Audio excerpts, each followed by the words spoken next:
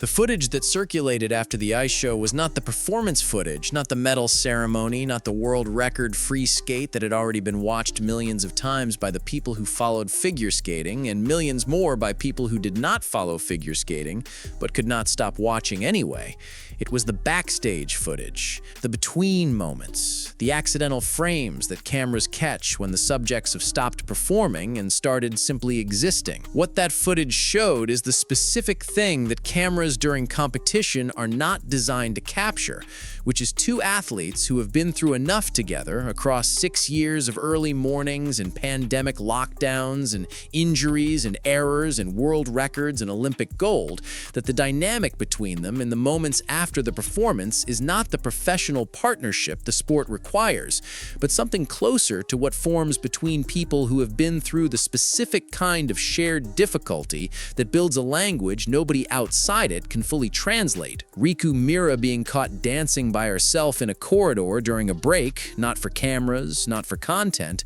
not performing the light-hearted personality that audiences have come to recognize as the surface version of her public self, but genuinely lost in a melody, with light steps and a face that had no audience to adjust itself for, was the specific kind of moment that tells you something about a person that 6 years of competition footage cannot fully communicate. The shift when she heard the music in that corridor was immediate and visible. A 20-something-year-old athlete who had just competed at the highest level the sport provides, letting her body respond to sound the way it must have responded to sound before competition training and technical requirements and Olympic pressure layered themselves over the instinct. And watching her move that way and then snap back into the champion's posture when the moment passed was the most honest 30 seconds of footage the entire year of skating media produced. Ryuichi Kihara's fist pump after the result was announced became the piece of footage that his supporters kept returning to,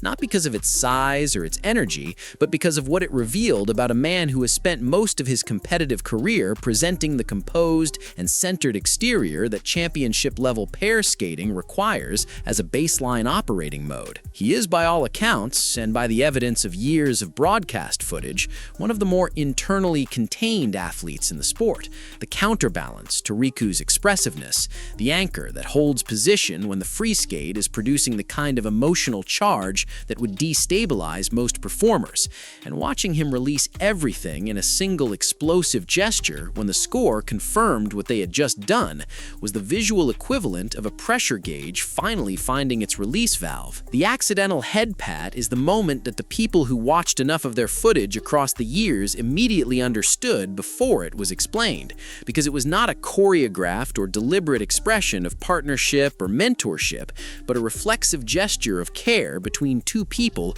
who have been in close enough proximity for long enough that the gesture emerged without being constructed, and Riku's reaction to it, the face that could not be adjusted fast enough to hide what it showed, told the whole story before a word was said. The friends who were standing nearby, the coaches who were watching from the corridor, the staff who caught it on camera, all of them were experiencing the same thing simultaneously, which is the specific and rare quality that elite athletic partnerships occasionally produce, and that is genuinely difficult to manufacture or perform convincingly for an audience, which is the sense that you are watching something that belongs to the people involved in it and is being shared rather than displayed. The sleeping footage that surfaced from an earlier period of the tour was the specific kind of candid document that athletes cannot fully control and that tells audiences something different from anything the press conference or the post-competition interview is designed to communicate, which is what exhaustion looks like on the face of someone who has been competing and traveling and performing at maximum output for an extended period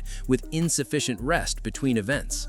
She had not slept, and the footage showed it with the specific clarity that cameras capture when the subject is no longer managing their presentation, the face of someone who is not in the competitive arena or the interview room or the fan interaction, but simply in the ordinary and unavoidable human condition of having pushed past the limit of what the body can sustain without rest.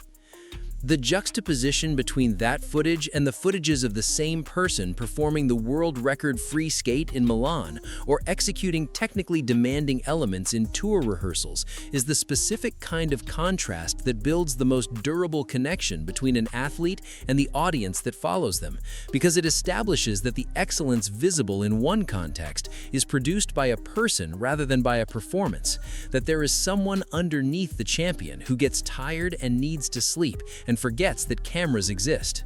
Ryuichi's face in the same period of footage is the other half of the story that the competition cameras miss, because the contained and centered exterior that he maintains during programs and in the kiss and cry, and during interviews, is the professional instrument that 6 years of partnership building has refined, and the footage from the corridors and the recovery moments showed the version of him that does not require the instrument to be engaged, which is warmer and more openly moved by things, and more visibly connected to the people around him than the competition context allows to surface.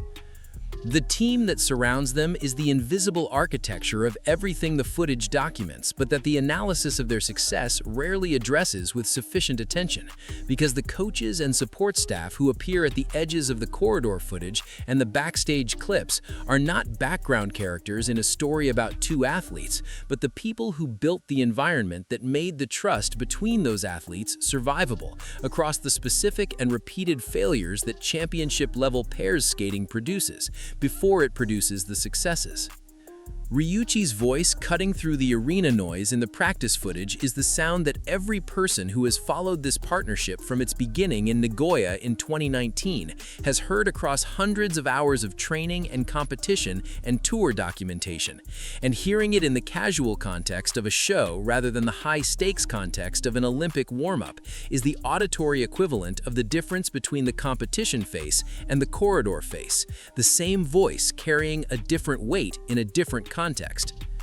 The skating world talks about technical scores and element grades and program component scores and the mathematical hierarchy that separates competitors on the scorecards, and all of that is real and matters to the outcome of every competition. But the footage from the corridors and the recovery periods and the accidental moments is documenting something that the scoring panels cannot see and cannot evaluate, which is the quality of the relationship between two people that eventually produces performances the panels cannot fully contain within the numbers available to them. The world record free skate at the Milan Olympics was not an accident, and it was not luck. It was the compression of 6 years of everything the corridor footage documents: the exhaustion, the dancing in the hallway, the head pat, and the reaction it produced, the composed exterior and the explosive release when the numbers confirmed the outcome, the sleeping child and the Olympic champion existing in the same person simultaneously, and all of it arriving at one night when the short program had already gone wrong, and the only thing left was to go out and skate the way they had been skating together since a seminar room in Nagoya in 2019. The group hug that ended the captured footage, described as Riku clinging to Ryuichi in the specific way that a person holds on to someone when the emotional weight of a moment is too large to process, standing at the required athletic distance, was the image that every person who saw it immediately understood without needing context, because some expressions of joy and relief and exhaustion and gratitude are too large for the body to contain within the conventions of professional comportment, and this was one of them. The coach's description of experiencing a peace and comfort that went beyond the competitive outcome and washed over the entire team in the aftermath is the description of something that championship contexts occasionally produce but cannot guarantee, which is the specific quality of a moment that all of the people present understand simultaneously as something they will carry permanently, that they are inside something that will not be repeated and that requires nothing more than to be allowed to happen. The retirement announcement they posted under the name Riku Ryu 3 months after Milan described a feeling of completion rather than of ending. And the corridor footage and the backstage documentation from the tour and the ice shows that followed is the specific archive that gives that description its fullest meaning. Because what they described as having nothing left was not the exhaustion of the ice rink, but the completion of something that had been built in the corridors, in the recovery periods, and the accidental moments as much as it had been built in the programs, in the lifts, in the world record scores. The cameras that document championship athletic performance are built to capture the peaks, the programs and the medals, and the reactions and the kiss and cry, and the tears during the national anthem. And what the backstage footage and the corridor clips and the accidental documents from the tour and the ice show have captured is everything underneath the peaks that made the peaks what they were. And that archive is the most complete record available of what it looks like when two people decide in a seminar room in Nagoya that they are going to trust each other completely, and then spend 6 years learning what that commitment actually costs and what it actually produces when the ice gives them the night to show it.